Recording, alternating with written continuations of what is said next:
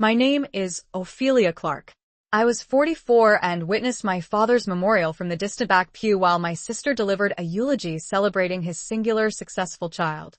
The deluge lashed against the expansive, floor-to-ceiling windows of the mortuary's great hall as Celeste's voice, amplified by the microphone, resonated through the solemn assembly. Father always referred to me as his crowning achievement, she declared, dabbing her tear-rimmed eyes with a delicate lace handkerchief. The one who forged her own path, the one who never once caused him disappointment. I remained motionless in my deep indigo service uniform, my hands clasped tightly in my lap, observing the 200 mourners nod in silent agreement. They all knew the narrative by heart. Celeste, the esteemed venture capitalist, Ophelia, the family's errant child who vanished into military service and never amounted to anything. My father had gone to great lengths to ensure that everyone was well acquainted with that particular tale. Ophelia made an effort. Celeste's voice wavered with what sounded like genuine sorrow, but she could never quite anchor herself in the civilian world. Dad harbored constant worries about her. He used to confide, "At least Celeste provides me with a reason to hold my head high." The woman beside me, a regular at my father's weekly poker game, leaned in, her voice a hushed murmur. "It must be so challenging for you, seeing your sister's brilliance while you—" Her voice trailed off, her gaze sweeping over my uniform with barely concealed pity. "Well, at least you dedicate yourself to the nation. That's commendable." I offered a polite nod. "Indeed, ma'am, it is." She gave my arm a patronizing pat. "Perhaps with your father's passing, you can finally settle down, find a suitable gentleman, raise a family. It's not too late." If only she knew. The stark truth was, I hadn't exchanged a single word with my father in 9 years. Not since that last holiday gathering where he'd introduced me to his esteemed colleagues as my other daughter, the one who joined the armed forces. When they had inquired about my specific duties, he had waved his hand dismissively. "Oh, she's deployed somewhere overseas, probably pushing papers or something. Not like Celeste here, who just secured a senior partnership at Sterling and Stone." That very evening, Celeste had cornered me in the study, a space filled with the scent of aged leather and my father's cigars. "You know, Ophelia, perhaps it's time to truly grow up. Dad is getting on in years, and witnessing you squander your potential like this, it's truly breaking his heart." Squander my potential? Seriously? She gestured dismissively at my simple silk blouse and tailored trousers. "Just look at you. 35 years old, no husband, no children, playing at soldier in some distant land.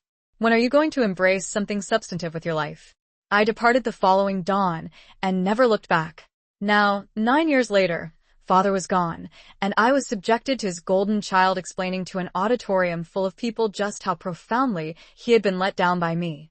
The memorial concluded, and people slowly filtered out into the persistent downpour. I remained in my pew, observing my extended family converge around Celeste, showering her with condolences and effusive praise. My Aunt Matilda spotted me and approached, her face contorted into that familiar expression of forced cordiality. "Ophelia, darling," she cooed, her voice dripping with artificial sympathy. "My deepest condolences for your loss. And don't you look distinguished in that uniform."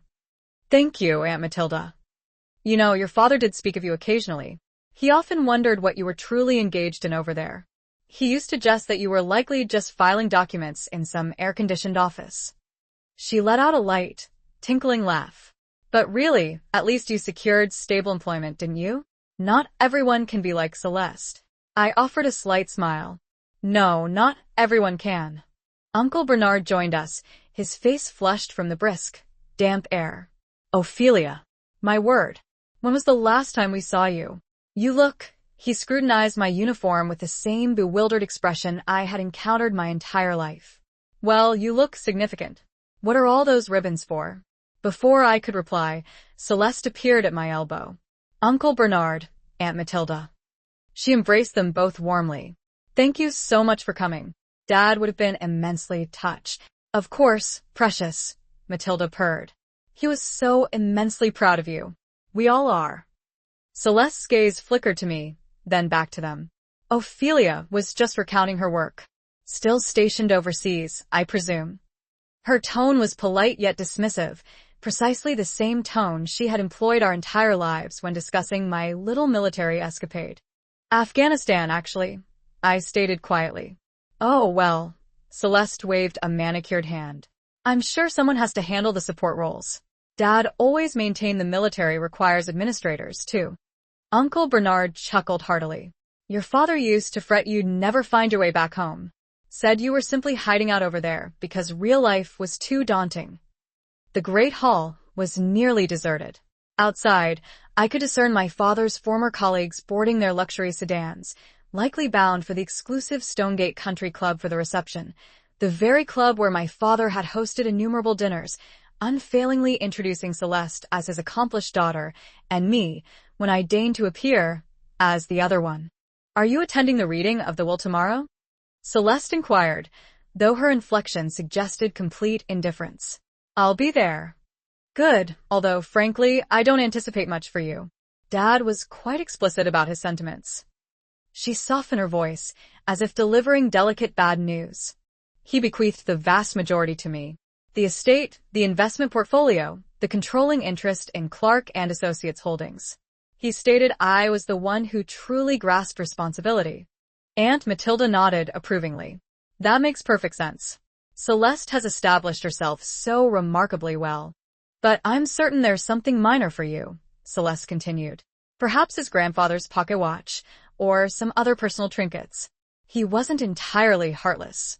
I rose slowly, smoothing down the fabric of my dress uniform. I should depart now. Where are you staying? Uncle Bernard asked, a note of concern in his voice. Not some rundown motel, I hope.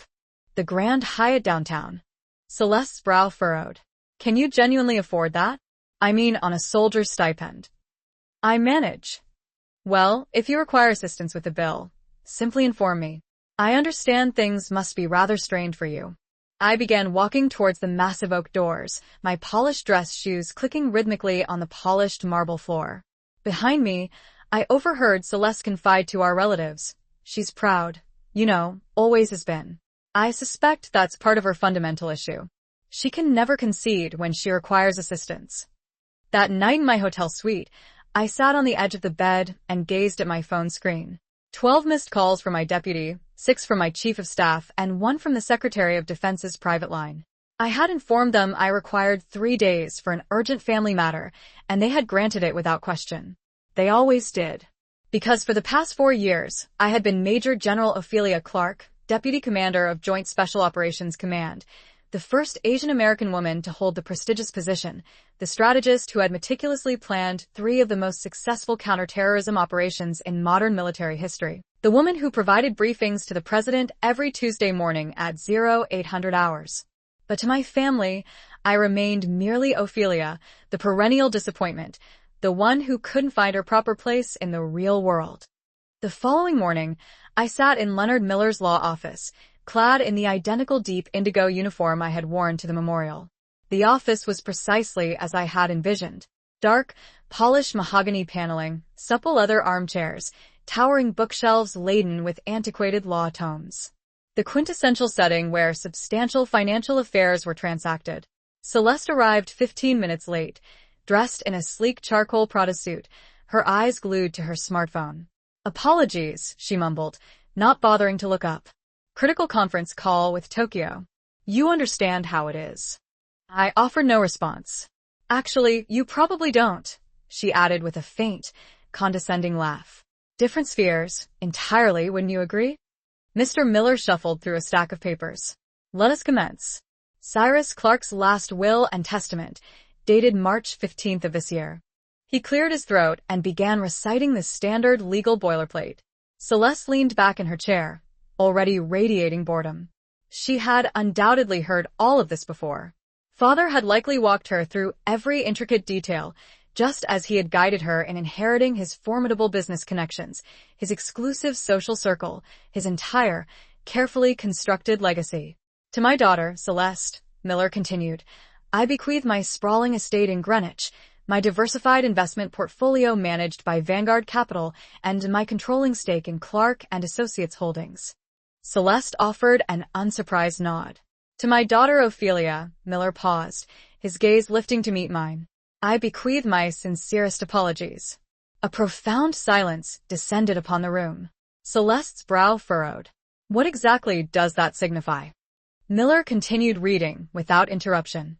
I leave my apologies for failing to comprehend the remarkable woman you became, for my blindness to your extraordinary accomplishments, for choosing my own stubborn pride over inconvenient truth, and for allowing my personal disappointments in myself to metastasize into disappointment directed at you.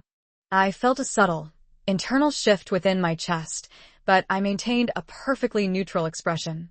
Furthermore, Miller proceeded, I leave you my father's Distinguished Service Cross, which he earned during the Battle of the Bulge, and which I now believe rightfully belongs with the only other combat hero in our lineage. Celeste's phone slipped from her suddenly nerveless fingers, clattering softly onto the Persian rug. Combat héros? What in the world is he talking about? Miller set down the will and picked up another document. There is more, in fact. A sealed letter dated merely 1 week ago. He looked directly at me. Your father engaged a private investigator 6 months prior to ascertain your true activities within the armed forces. My stomach clenched. He discovered that you are not, as he had presumed, merely processing paperwork overseas. He learned that you are one of the most decorated officers in the United States Army, that you have been awarded 2 Silver Stars, 3 Bronze Stars, and the Air Medal with Valor device, that you have spearheaded operations that undeniably saved countless American lives. Celeste was now staring at me, her mouth slightly agape, a faint blush creeping up her neck. Miller continued reading from my father's letter. Ophelia, I spent your entire adult life proclaiming to anyone who would listen that you were not successful because I was too arrogant to admit I had been fundamentally mistaken about what true success looks like. I told everyone you were merely hiding from real life, when the profound truth is you were living a life more real, more impactful, than any of us could ever truly conceive. The lawyer paused, then looked directly into my eyes. He desired for you to know that in his final weeks, he recounted your true achievements to everyone who would lend an ear. He personally telephoned your commanding officer to express his immense pride. He had your medals meticulously framed and prominently displayed in his private study. I remained perfectly still, absorbing this cascade of information. There is one final item, Miller stated. He extended a sealed envelope to me. He wished for you to possess this. I opened it with steady hands. Inside was a single, aged photograph. My father in his study, beaming proudly, pointing towards an entire wall meticulously adorned with my military commendations. Scanned articles detailing my classified operations, printed from secure briefings. He had somehow gained access to photographs of me in full combat gear, receiving medals from high-ranking generals whose names Celeste would undoubtedly recognize from prominent news headlines. At the bottom, in my father's distinctive, elegant handwriting, I should have simply asked what you truly did. I should have listened intently when you attempted to share it with me. I am profoundly sorry I was too stubbornly blind to see that I had raised 2 utterly extraordinary daughters, not merely one. Celeste was now reading over my shoulder, her face a stark, ashen white. Ophelia, I don't comprehend. You're a general? Major General. I corrected quietly, my voice even. But you never said. You never asked. I folded the letter carefully, returning it to its envelope. When I attempted to inform Dad about my promotions, he would invariably change the subject. When I casually mentioned my deployments, he would make dismissive jokes about me playing soldier. After a while, I simply ceased trying. Miller cleared his throat, a small, uncomfortable sound. There is, in fact, one final bequest. Cyrus left specific instructions for me to read this aloud. He picked up another document. To Celeste, I am immensely proud of your considerable financial success, but I require you to understand a critical distinction. Ophelia did not join the armed forces because she was incapable of handling real life. She joined because she was fiercely determined to protect real life. While you were meticulously accumulating wealth, she was heroically saving lives. While you were diligently climbing corporate ladders, she was bravely leading soldiers directly into combat. Both endeavors possess value, but only one truly represents sacrifice. Celeste's hands were visibly trembling now. Ophelia, I am so incredibly sorry. We truly didn't know. You didn't want to know. I rose, straightening the pristine fabric of my uniform. There is a significant difference. But why didn't you tell us? Why didn't you make us understand the truth? I regarded her for a long, unwavering moment. Because rank is not something you flaunt at family gatherings. Leadership is not something you brag about at lavish parties. And respect. True respect is something you earn through action, not something you demand through status. Miller handed me the final, necessary documents. Your father also left specific instructions for his funeral memorial fund to be entirely donated to the Special Operations Warrior Foundation. He stated it was the very least he could do. I walked towards the grand office door, then paused, my hand on the cool brass handle. Celeste, that critical conference call with Tokyo you mentioned? I had one of those this morning as well, with the Pentagon regarding a joint operation with Pacific Command. I turned to face her directly. Different spheres, wouldn't you agree? She opened her mouth, but no articulate words emerged.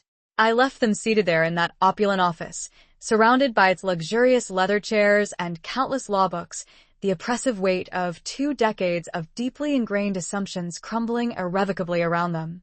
Outside, my secure satellite phone was vibrating insistently. My aide's voice was crisp, professional, and urgent. General Clark, we require your immediate return. The situation in Syria has escalated dramatically, and the Joint Chiefs are requesting your direct, immediate input. I'll be wheels up in 2 hours, I stated calmly as I walked towards my unassuming rental car. I envisioned the wall in my father's study. All those gleaming medals and meticulously arranged commendations he had displayed only after finally learning the truth. All those countless years of disappointment that should have, been boundless pride, if only he had possessed the courage to ask the right questions. But I also considered something else. The quiet way I had sat in that great hall yesterday, allowing Celeste to define me to a room full of people who knew absolutely nothing about my real life. The way I had let them pity me, console me, treat me as an undeniable failure. I had been as culpable as they were, in my own subtle way. I had allowed their skewed perception to become my enduring silence. No more. I climbed into the rental car and started the engine. In 6 hours, I would be back in a secure situation room, briefing cabinet members on complex operations that would never once make headline news, making critical decisions that would irrevocably save lives in ways my family could never truly comprehend. And for the very first time in 20 years, that felt unequivocally like enough. Not because they finally knew who I was, but because I had finally, irrevocably, stopped caring whether they did. The persistent rain had ceased, and the golden sun was now breaking through the dissipating clouds as I drove steadily towards the airport. In my rearview mirror, I could see the grand mortuary growing progressively smaller, receding into the distance, along with everything I had left behind. I was utterly done being the disappointment in other people's narratives. It was finally time to be the unwavering hero in my own.